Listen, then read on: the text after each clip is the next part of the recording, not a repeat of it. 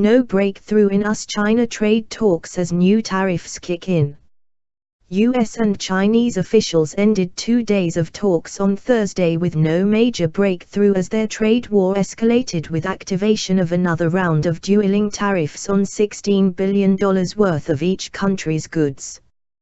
We concluded 2 days of discussions with counterparts from China and exchanged views on how to achieve fairness, balance, and reciprocity in the economic relationship, White House spokeswoman Lindsay Walters said in a brief emailed statement. The discussions included addressing structural issues in China, including its intellectual property and technology transfer policies, Walters said. The mid-level Trump administration officials participating in the talks would brief the heads of their agencies on the discussions, she added. Implementation of the latest 25% tariffs on Thursday did not derail the talks, led by U.S. Treasury Undersecretary David Malpass and Chinese Commerce Vice Minister Wang Xiaowen. They were the first face-to-face U.S.-China meetings since early June to try to find a way out of a deepening trade conflict and escalating tariffs. Earlier, a senior Trump administration official downplayed chances for success, saying China had yet to address U.S. complaints about alleged misappropriation of U.S. intellectual property and industrial subsidies.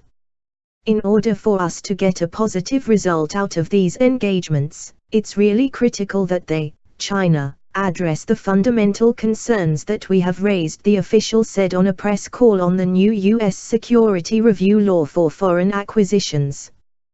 We haven't seen that yet, but we are going to continue to encourage them to address problems that we have raised.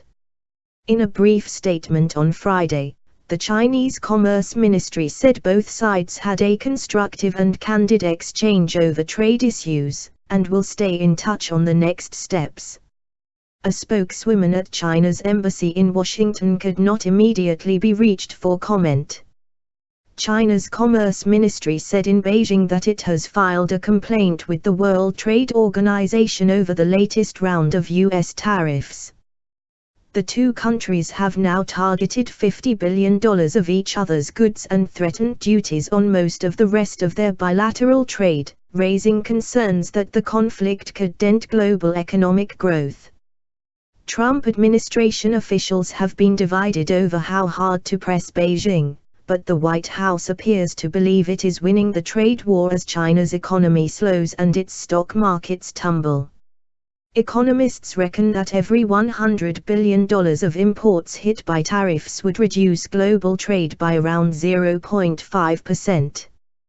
They have assumed a direct impact on China's economic growth in 2018 of 0.1 to 0.3 percentage point, and somewhat less for the United States, but the impact will be bigger next year, along with collateral damage for other countries and companies tied into China's global supply chains.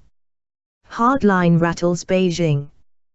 Business groups expressed hope that the meeting would mark the start of serious negotiations over Chinese trade and economic policy changes demanded by Trump.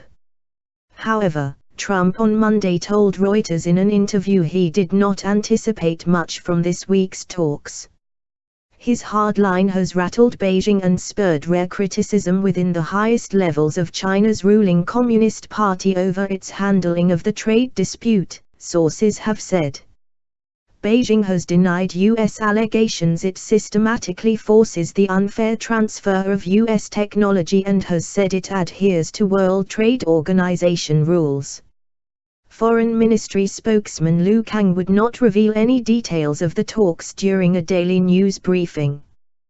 We hope that the U.S. side can meet China halfway, and with a rational, pragmatic attitude, conscientiously with China get a good result, Lu said. Semiconductors, plastics hit.